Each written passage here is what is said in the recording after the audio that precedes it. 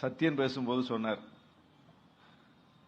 கலைஞருக்கு போஸ்டர் ஓட்டினவன் ஸ்டாலினுக்கு போஸ்டர் ஓட்டிட்டு இருக்கான், ஸ்டாலினுக்கு போஸ்டர் ஓட்டினவன் உதயநிதிக்கு போஸ்டர் ஓட்டிட்டு இருக்கான் அப்படின்னு.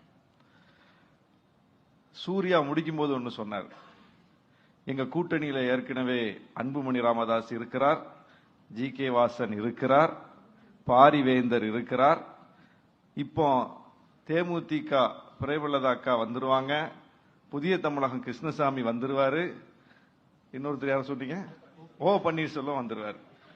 கவனிச்சீங்களா? நல்லா கவனிச்சீங்களா?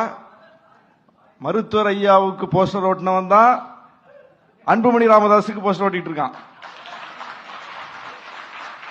கேப்டன் விஜயகாந்துக்கு போஸ்டர் ஓட்டினவன் தான் பிரேமலதா அக்காக்கு போஸ்டர் ஓட்டிட்டு இருக்கான்.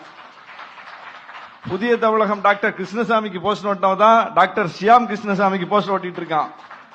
பாரிவேந்தருக்கு போஸ்டர் ஓட்டினவன் தான் ரவி பச்சமுத்துக்கு போஸ்டர் ஓட்டிட்டு இருக்கான். மூப்பனாருக்கு போஸ்டர் ஓட்டிட்டு இருந்தவன் தான் ஜி கே வாசனுக்கு போஸ்டர் ஓட்டிட்டு இருக்கான். ஓ பன்னீர்செல்வத்துக்கு போஸ்டர் ஓட்டிட்டு இருந்தா ஓ பி ரவீந்திரநாத்துக்கு போஸ்டர் ஓட்டிட்டு இருக்கான்.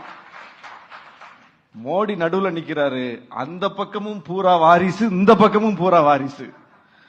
நீங்க வாரிசை பத்தி பேசலாமா? எடப்பாடி பழனிசாமி பையன் மிதுன் தான் எப்படி எல்லாம் வேலை பார்த்துக்கிட்டு இருக்காருன்னு எல்லாருக்கும் தெரியும். அரசியலை கூர்ந்து கவனிப்பவர்களுக்கு தெரியும் அவர் எவ்வளவு